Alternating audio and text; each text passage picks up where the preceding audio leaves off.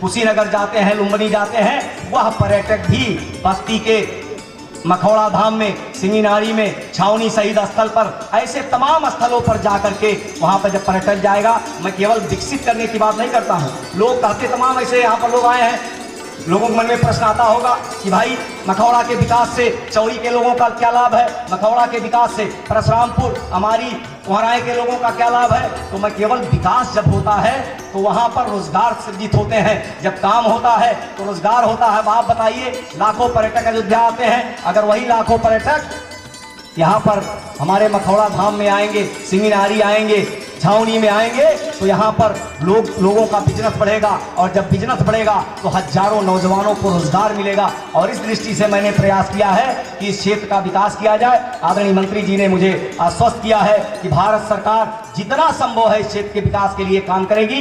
इस नाते मैं आप लोगों की तरफ से माननीय मंत्री जी से निवेदन करता हूँ, हमारा बस्ती, जिस बस्ती का मैं रहने वाला हूँ, जिस बस्ती ने 3,58,59,000 वोट दे करके मुझे सांसद बनाया, तब जब पूरे बस्ती में लोग कहते थे ये भाजपा वाला क्या लड़ेगा, इसके पास तो कुछ है ही नहीं है। बस्ती की जनता ने कहा, बस्ती की गरीब जनता ने, नौजवान किसानों मजदूरों ने कहा, सभी जातियों के लोगों ने कहा कि अब की बार हम घमंड को चकनाचूर कर देंगे।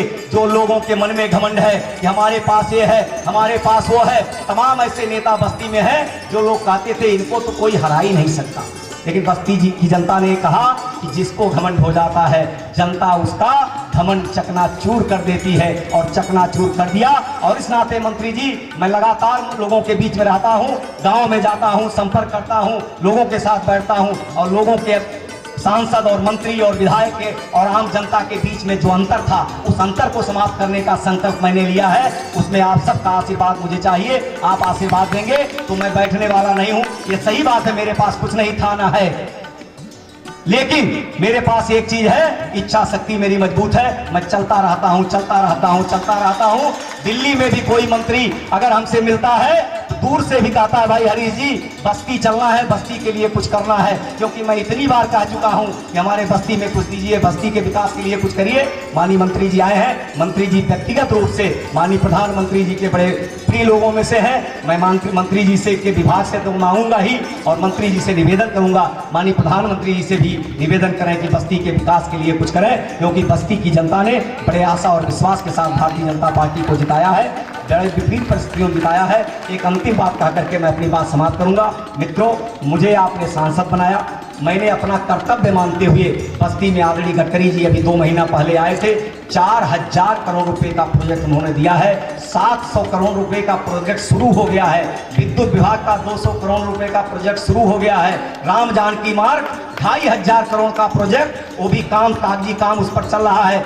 बस्ती को एक अच्छा शहर बनाने के लिए एक रिंग रोड उन्होंने दिया है, उस पर भी काम शुरू हो रहा है। आने वाले पर्यटन की दृष्टि से आज यहाँ पर कार्यक्रम हो रहा है। तमाम विभागों में मैं प्रयास कर रहा हूँ कि बस्ती के विकास के लिए काम किया जाए। मैंने किसी के ऊपर कोई आरोप नहीं लगाया, किसी के को मैं ये नहीं कहा कि आपने ये किया, आपने किया, आपने किया, आप ये नहीं किए, आप ये नहीं किया, आप ये नहीं किए।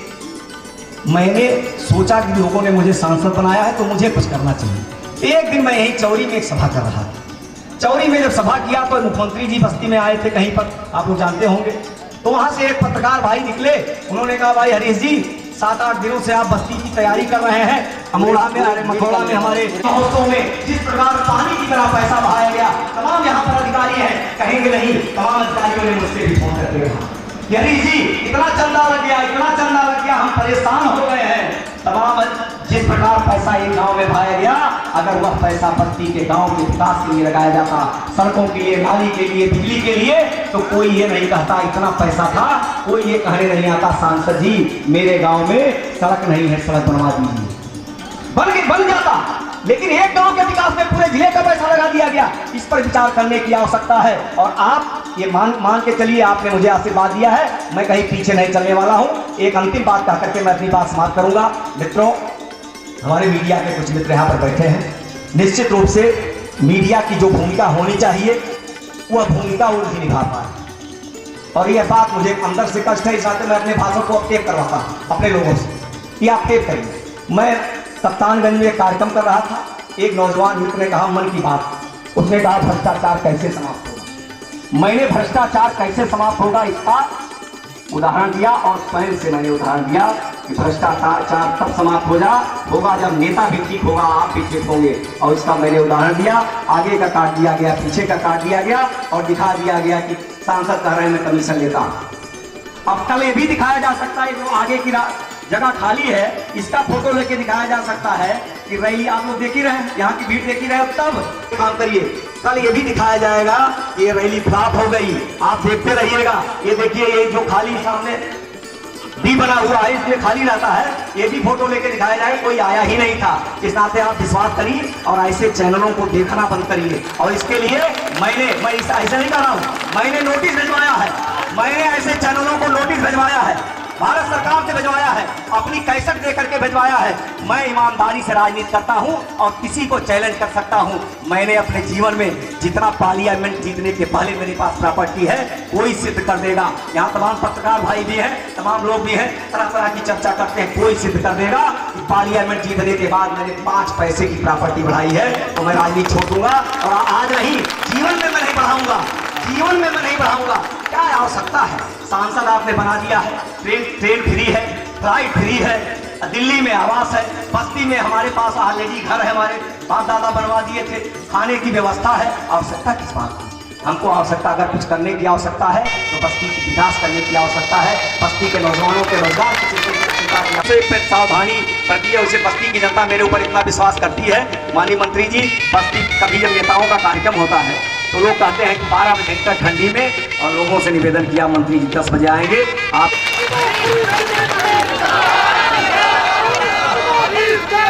बहुत धन्यवाद।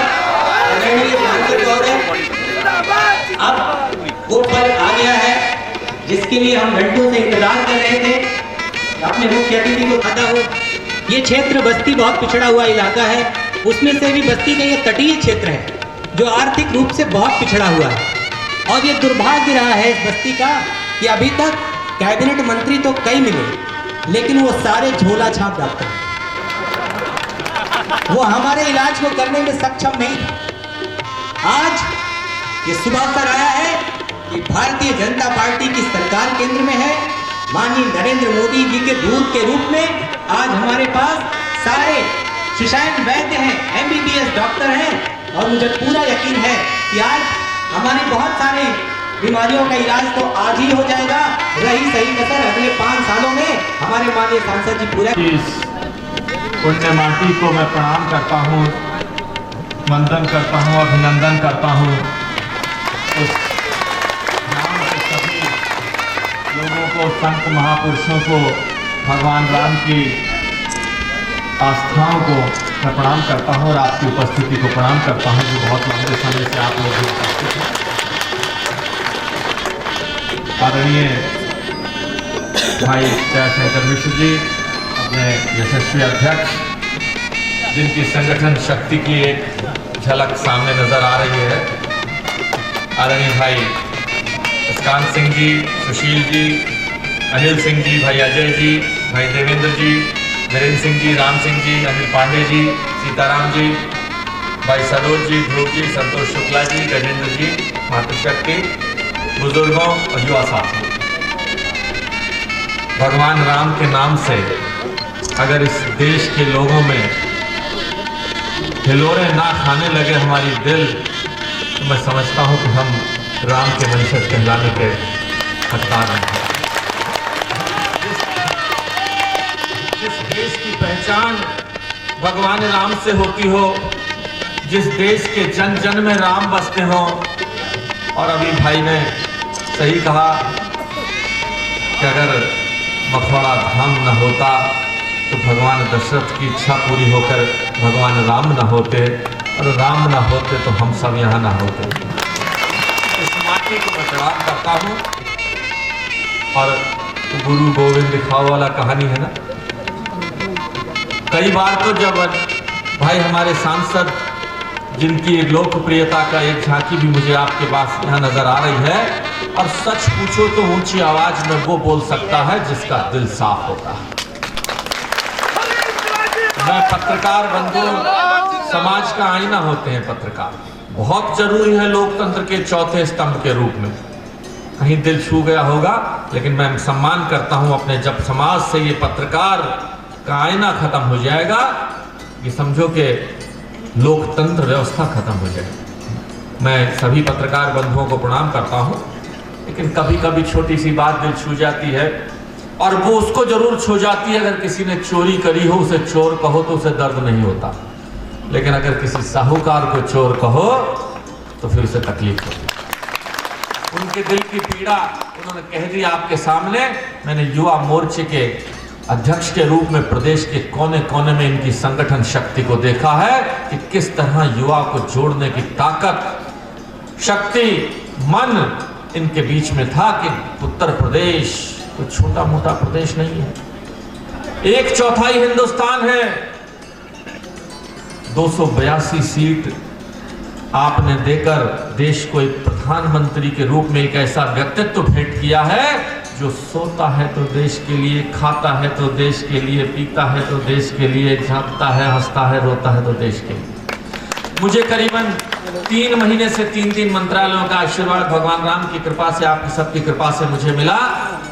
पर्यटन, पूरा देश, हमारे देश के पास इतनी अपार शक्ति है, इतने पर्यटक स्थल हैं, भगवान राम हमारे पास, माँ गंगा हमारे पास, 73% विश्व का हिमालय हमारे पास, 4 ऋतुएं हमारे पास, लेकिन भारत का पर्यटन अभी भी 1% से कम है।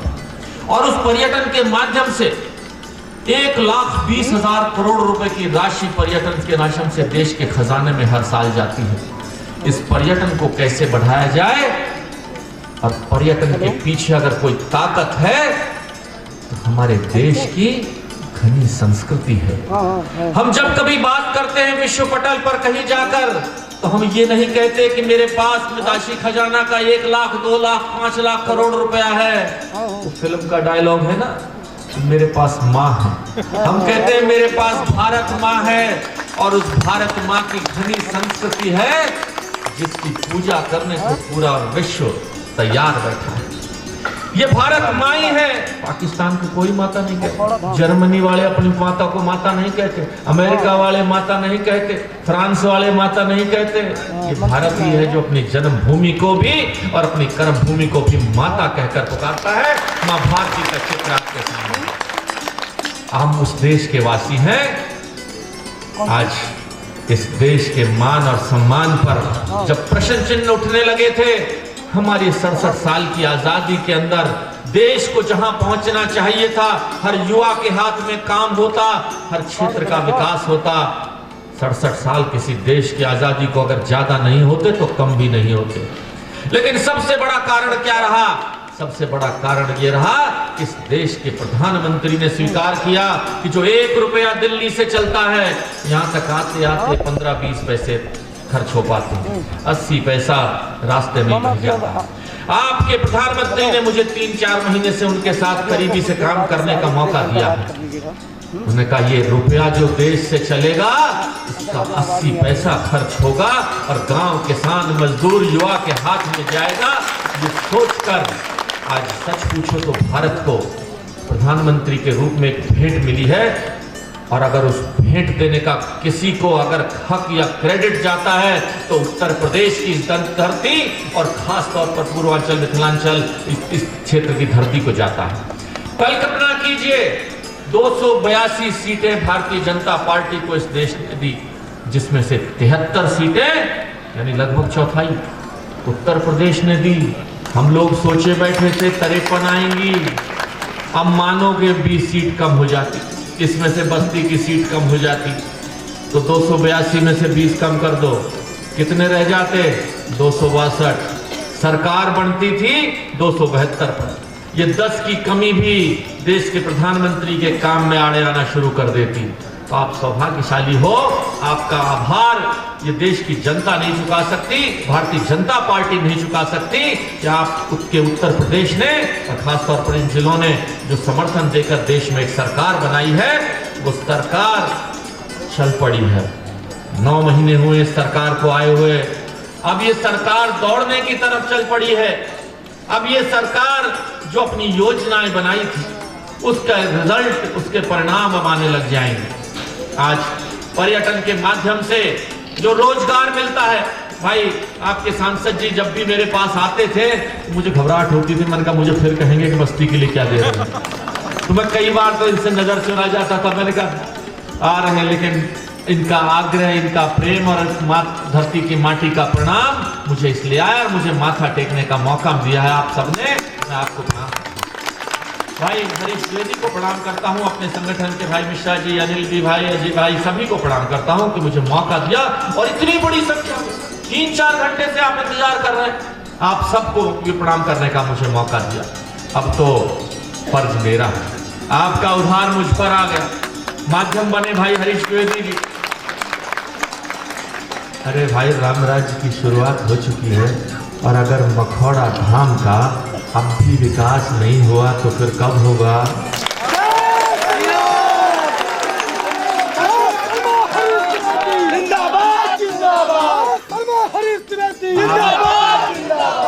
आपकी अपेक्षा ठीक है, महंत जी कह गए थे आपने जो सोचा है करने वाला मैं नहीं हूं, मैं तो निमित्त मात्र बना हूं। लाने वाले मुझे हरीश द्विवेदी, स्वागत करने वाले भाई अजय भाई, अनिल भाई, देवेंद्र भाई, सदाकांत समाकर जी, आप सब, मैं तो निमित्त बना हूं उस भगवान राम का जिसने यहाँ आकर कुछ करने का मौका दिया। और आज संकल्प लेकर जाता हूं, ये मखौड़ा धाम और भी 4 स्थल जो मुझे बताए हैं, ये मखौड़ा धाम भगवान राम के आस्थाओं की केंद्र बनकर राष्ट्रीय पटल पर नहीं विश्व पटल पर ऐसी जगह बनाएगा।